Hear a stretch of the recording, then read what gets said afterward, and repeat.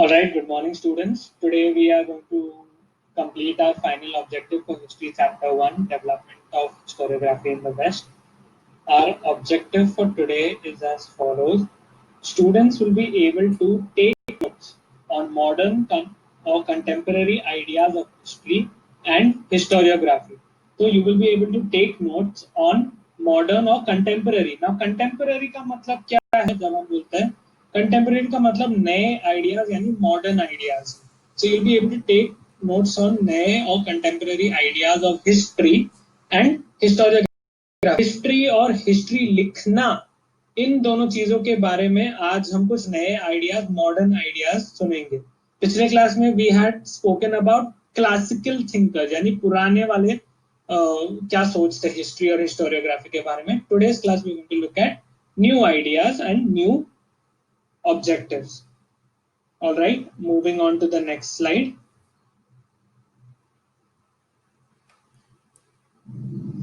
So what exactly are we learning about today? We'll be learning about three different modern ideas. That is the Annals school of history. Okay? That is one style of that idea. Second is feminist historiography. And third is Michael Foucault. तो इन तीनों का क्या सोच था history और history लिखने के बारे में. Today we are going to look at that. All right, moving on to the next slide.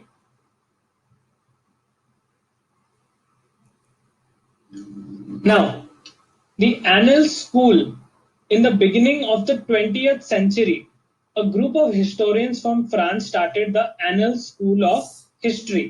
Alright, तो 20th century यानी 20वीं सदी के शुरुआत में, we are in the 20th century right now. The Annals school यानी कोई एक बिल्डिंग नहीं है जो शुरू हुआ, पर एक ग्रुप ऑफ हिस्टोरियंस ने सोचा कि, यानी एक ग्रुप ऑफ थिंकर्स ने, एक ग्रुप ऑफ फिलोसोफर्स ने सोचा कि they want to start a new style of studying history, a new style of writing history.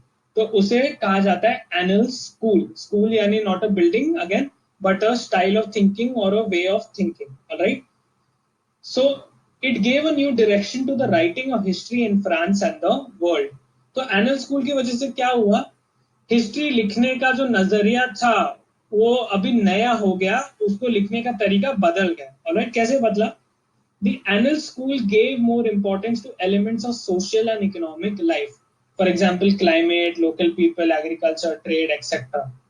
तो Annals school का क्या फोकस था कि हमें सोशल लाइफ, सोशल यानी ह्यूमंस के रिलेटेड जो भी चीजें हैं, एंड इकोनॉमिक लाइफ यानी बाइंग सेलिंग के रिलेटेड, मनी के रिलेटेड जो भी चीजें हैं, हमें उस पर फोकस करना चाहिए. Alright, so for example you can see climate over here is one such example. हमारे क्लाइमेट से हिस्ट्री पे क्या असर पड़ा है? पहले क्लाइमेट के वजह से बहुत डिस्ट्रक्शन होता था, बहुत सारा खेतों में बर्बादी आती थी, घर गिर जाते थे. लेकिन आजकल हमारे पास स्ट्रॉन्ग घर है जिसमें बारिश हो या धूप हो या कुछ भी हो, हम खुद को संभाल सकते, खुद का देखभाल कर सकते. So history has change. हम लोग लोकल पीपल पहले कैसे थे, अभी कैसे हैं.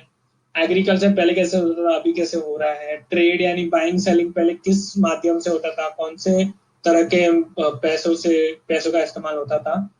All of this is studied in the Annals school of history. All right, they also reduce the importance on studying political elements such as kings, governments, great leaders, etc., as they only form the small part of history.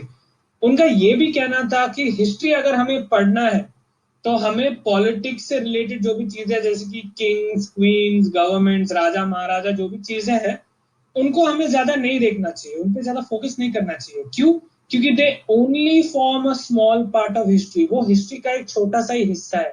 Even right now when you think about your life, तुम्हारा जो government है, भले वो कांग्रेस हो, BJP हो या कोई भी हो, वो तुम्हारी जिंदगी का सिर्फ एक छोटा हिस्सा है.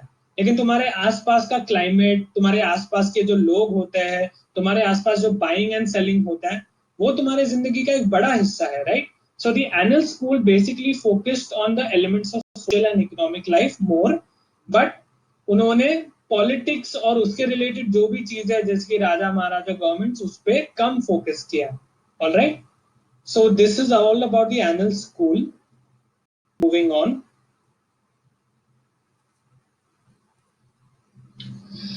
So students, today we are going to do something different. Instead of giving you question answers at the end of the lecture, I'm going to give you question answers, one question to answer in the middle of the lecture. और ये तुम्हें अपने notebook में answer करना है. Alright? So I'm going to explain the question first and then you pause the video and answer this question in your notebook. या तो तुम पूरा वीडियो देख सकते हो और फिर इस क्वेश्चन का जवाब अपने नोटबुक में लिख सकते हो. Alright? So the question is, which classical thinker or philosopher's ideas are similar to the Annals school of history? Now we had recently studied classical thinkers के बारे में. Sorry. So we had recently studied about classical thinkers, all right? कि पुराने thinkers का history और history लिखने में क्या सोच था, उनका क्या ideas थे, उनके क्या ideas थे, all right? So which classical thinker or philosopher's ideas similar यानी सेम है किसके साथ? एनल स्कूल ऑफ हिस्ट्री के साथ.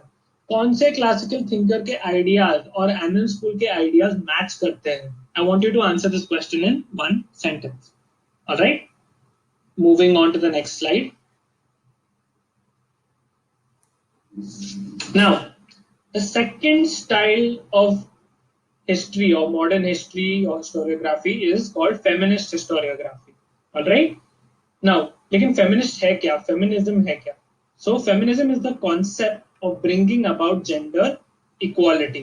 ठीक है, feminist historiography is the study of history from the stories and lives of women and other gender.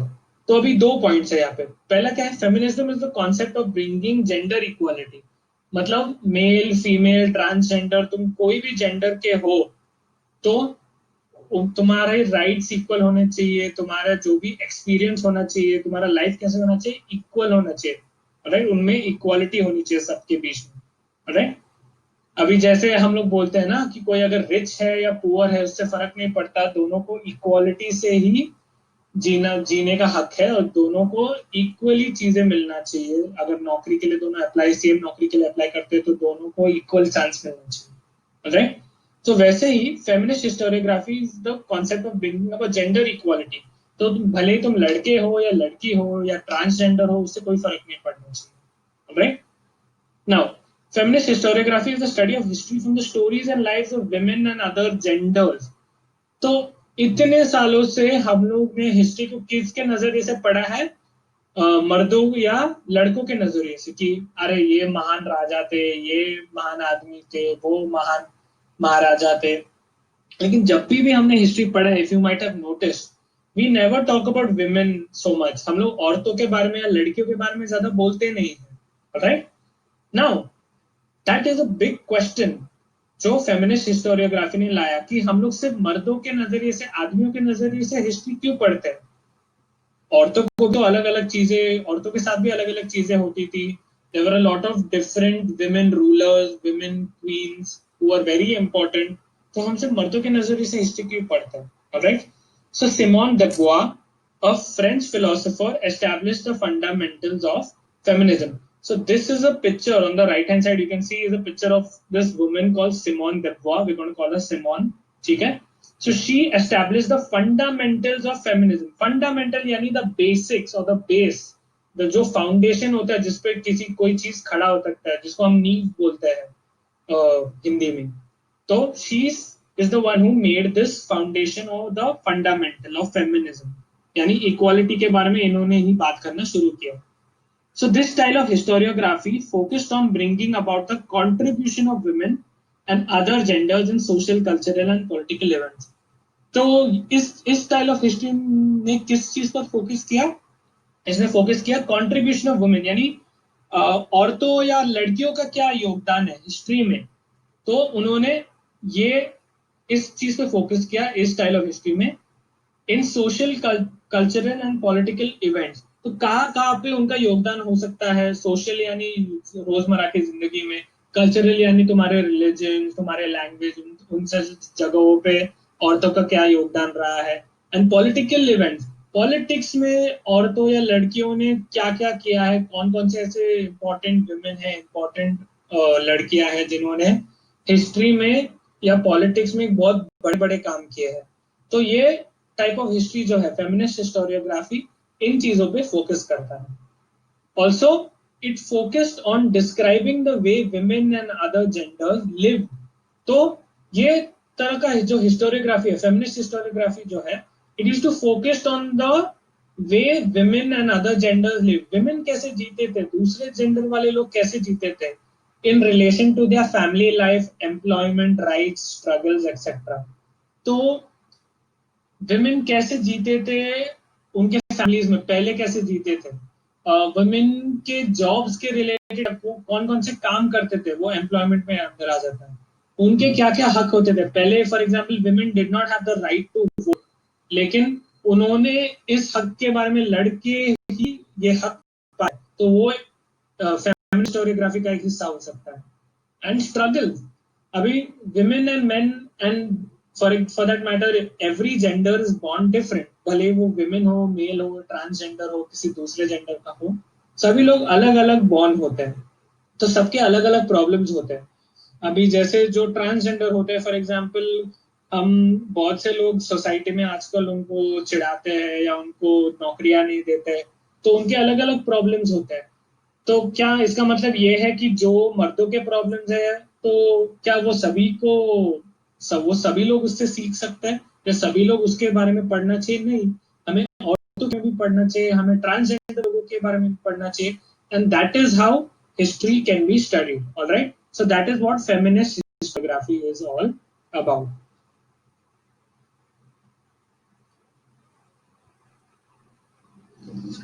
Now we have a second question over here. All right, so I've given you a situation, you have to answer this question. So first I'll read out the situation और तुम्हें इस question का जवाब देना. All right, so in 1857 women rulers in India were trained in martial art.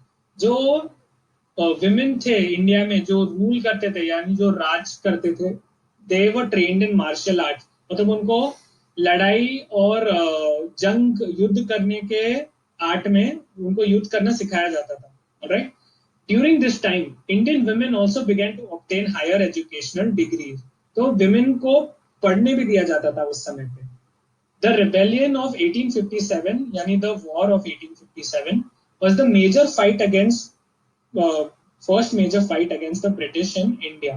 तो India में actually independence struggle 1857 में पहली बार शुरू हुआ था. It happened because the British governor Dalhousie was attacking areas ruled by Indians and taking it under the British rule. तो ये कब 1857 में जंग क्यों शुरू हुई, लड़ाई क्यों शुरू हुई? क्योंकि एक ब्रिटिश गवर्नर थे डैलहाउसी, who was attacking areas ruled by Indians and taking it under British rule. तो ब्रिटिशर्स कब्जा कर रहे थे इंडिया के एरिया पे. Now the British officers did not respect any of the royal houses of India such as the Mughals, Marathas, etc. Britishers उस समय पे क्या करते थे, जितने भी राजा महाराजा थे इंडिया के, भले वो मुगल हो या मराठा हो या जो कोई भी हो, उनको रिस्पेक्ट नहीं करते थे. So Rani Lakshmi Bai, the Queen of Jhansi, led the Indian rebellion of 1857 against the British. तो इसके वजह से क्या हुआ, रानी लक्ष्मी बाई जो थी, she was a queen of Jhansi, she led the Indian rebellion, यानी ब्रिटिशर्स के खिलाफ उन्होंने जंग शुरू कर दिया 1857 में. Begum Hazrat Mahal, the co-ruler of Awadh, also fought in 1857 by refusing to work with the British. एक और रानी थी, बेगम हजरत महल नाम था उनका, जिन्होंने 1857 में ब्रिटिश के साथ काम करने से मना कर दिया. All right, so this is the situation in 1857. Now what is your question? Write 3 to 4 lines on the life of Indians in 1857 using the feminist perspective. तुम्हें क्या करना है, अभी हमने फेमिनिस्ट हिस्टोरियोग्राफी के बारे में सीखा कि क्या है वो. हिस्ट्री को औरतों या लड़कियों के नजरिए से पढ़ना, लड़कियों के बारे में, जिंदगी के बारे में पढ़ना, उनके स्ट्रगल्स के बारे में पढ़ना. तो तुम्हें इस सिचुएशन को पढ़ के उस तरह से, उस स्टाइल में 3 से 4 लाइन लिखना है कि 1857 में औरतों के नजरिए से क्या क्या हुआ था. Alright, you have to write that. That is your second question. Moving on to the next slide. So we are at our final thinker, and this is a thinker that's somewhat close to my heart because I have studied about him in college as well. So Michael Foucault was born in 1926, died in 1984. Michael Foucault was a French historian of the 20th century. Sorry, तो Michael फूको जो थे वो France के historian पे, किसके कौन से century के, 20th सेंचुरी के, मतलब आज की सेंचुरी के, right. He is known for his book the archaeology of knowledge. Archaeology यानी the study, the historical study of knowledge. Okay. Now he said that the action of arranging historical events in chronological order was not effective.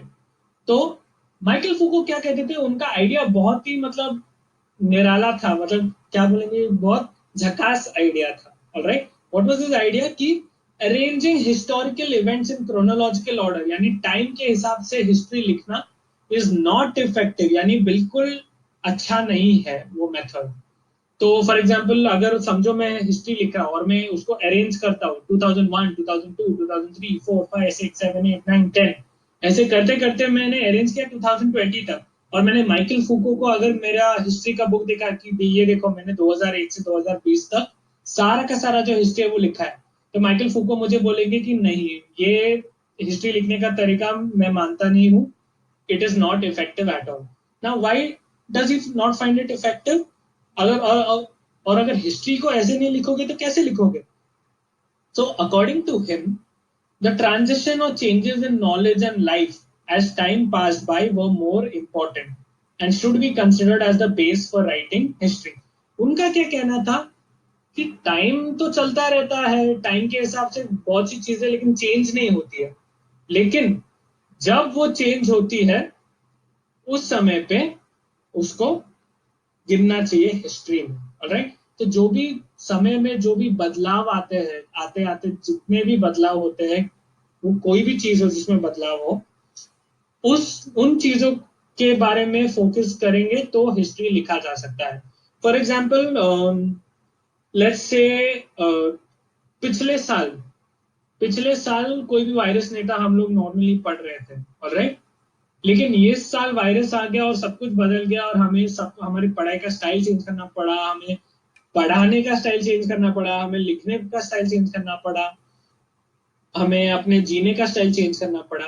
तो क्योंकि ये change हुआ, क्योंकि ये बदलाव आया, तो इस बदलाव को हिस्ट्री में लिखा जाना चाहिए और इस बदलाव के ऊपर हमें हिस्ट्री पढ़ना चाहिए. ऑलराइट, सो माइकल फूको का बेसिक आइडिया क्या था कि टाइम बेस्ड हिस्ट्री मत पढ़ो, लेकिन पहले कुछ हुआ, फिर वो बदल गया, फिर वो फिर से बदल गया, फिर वो फिर से बदल गया, उस हिसाब से हमें पढ़ना चाहिए.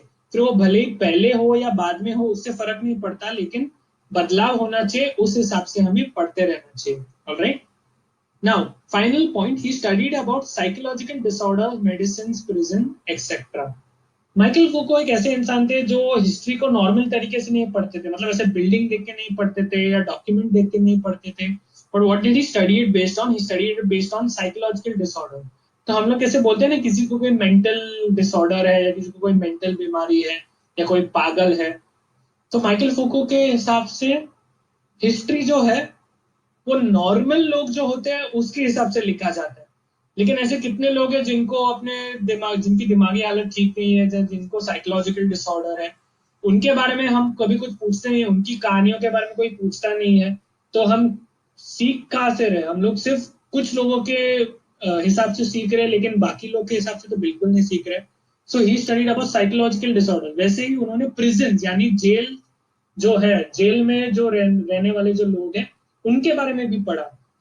Same thought again, if you do not study about people who are, if you do not study about everyone, you only study about everybody who is normal. जो लोग नॉर्मल लोग हैं उसे उनके बारे, हिस्ट्री के बारे में पढ़ोगे, तो जो लोग जेल में है या जो लोग बीमार है या जो लोग, जिन लोग का दिमागी हालत ठीक नहीं है, उनके हिस्ट्री का क्या होगा?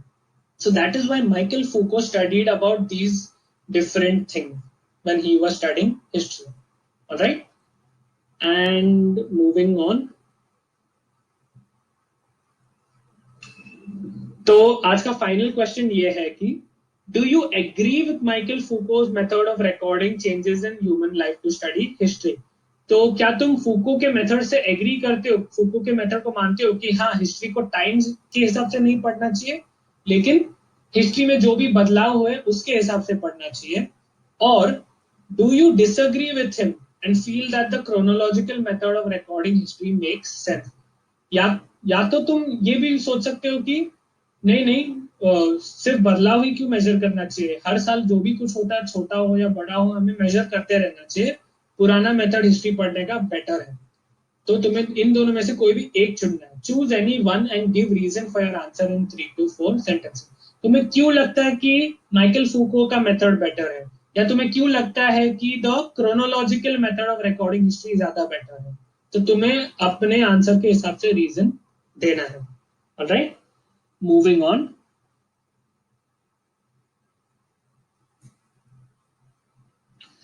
This brings us to the end of our lecture, students. I would like to share something said by Simone de Beauvoir. All right.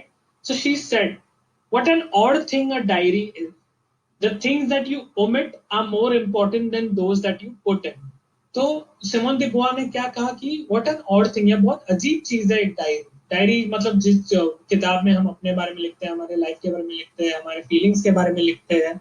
Right, she says the things you omit, यानी जो चीजें हम लोग नहीं लिख पाते या जो चीजें हम लोग नहीं लिखते, are more important than those you put in. तो जो हम नहीं लिखते वो जो हम लिखते हैं उससे ज्यादा इंपॉर्टेंट है। और ये देखा जाए तो हिस्ट्री में भी बहुत सच माना जाता है कि हिस्ट्री में अभी तक हमने जो भी पढ़ा है, जो भी कुछ लिखा गया है, वो तो ठीक है, वो तो सभी को पता है, लेकिन जो नहीं लिखा गया है, जिनके बारे में अभी तक हमने कुछ फाइंड आउट ही नहीं किया, वो हमारे लिए ज्यादा इंपॉर्टेंट होने चाहिए। And that is a really wonderful thought when you think about it. Alright, students, you have your 3 questions already. I hope you enjoyed today's lecture. With this, we have finished history chapter 1. Have a nice day, all of you.